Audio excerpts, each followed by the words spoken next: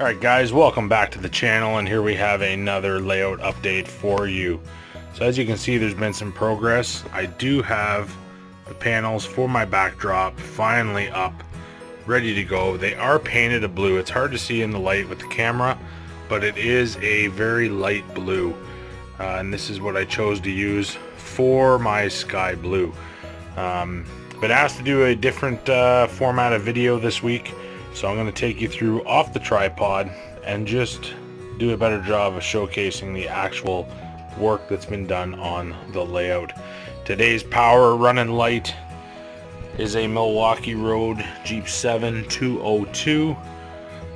So let's just take you through what we've done. So these are the panels for the backdrop. Now I will be using either a backdrop from Trackside Scenery or a printout and cutout of certain individual pieces to try to fit this scene together. I have not made a final decision on it, but the panels are up. They are painted a light blue. As you can see, I've also gone ahead and got some weathering on the track done. Now these effects that you're seeing here on the camera were all achieved using a base overcoat of spray paint, a light brown as well as a gray, followed by some dry brushing. I did 3 different shades of dry brushing: a dark brown, a light gray, and then a white, just to highlight, followed by just simple artist chalk. So you're going to see the black there. You'll also see some brown pigment in Bellenum Yard here as we pan through, particularly at the switch heads. I'm pretty happy with how that came out. So those are just simple artist chalks bought at Michael's here in Canada, ground down using just a simple cheese grater, and they give a really nice effect. So I'm very pleased with how the track is operating. I've done a couple of individual op sessions, switching out Bellenum Yard, building trains on the arrival departure track. Very pleased with how everything is running. So that gives you a better sense of some of the detail on the yard so far. Let's just pan up and pretend we got a drone shot here coming through into the main. So very happy overall with what's going on. Ready to get cracking on the backdrop. Gonna make a decision on that tomorrow and order what I need. My dad was actually fortunate enough to pick me up a SD 40-2 from Broadway Limited with the sound. Pretty excited about that. In Chessie, so it's a B&O unit. It is an SD 40-2, which for this line would have been pretty rare on the sub 1. However, not out of place on the Fargo exchange of the Canada Southern. So I'm going to run it. I'm going to have fun running it, and I will be very excited to finally have some chassis power to throw on the table here. I've been keeping an eye out, looking for things, and trying to find units as well as shells that I can have painted. I've been in contact with the gentleman at Motown Models. Does some great work. If you don't know him, go ahead and look him up on Facebook. Does some absolutely fantastic custom jobs, weathering as well.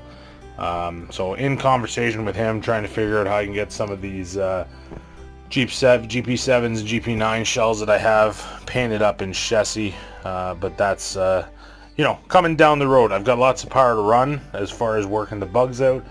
I'm very pleased that I can now run op sessions. I've been going ahead and weathering up some cars, some Toronto Hamilton Buffalo, Chessie, the B&O, Toronto Hamilton Buffalo. So very, very pleased with how it's coming along. I've got a few extra days off here, which is fantastic. So I'm going to be going ahead and actually pushing right on. I'm going to tape off the main as well as the yard and such. I'm going to start laying some ground cover.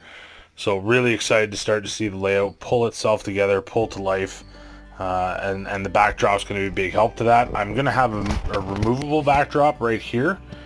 So there will be another panel. That's why that panel kind of kicks out a little bit more past the layout. That will be on magnets, and it will be removable for train watching, photography, etc. But I just wanted to make sure that that added to the scene for the operator, because essentially when you're operating this layout, you're going to be standing here. This is the perspective that you're going to have for most of your operations. So I really wanted to tie that scene in. Obviously the curtain in the background and the workbench, that's kind of unsightly.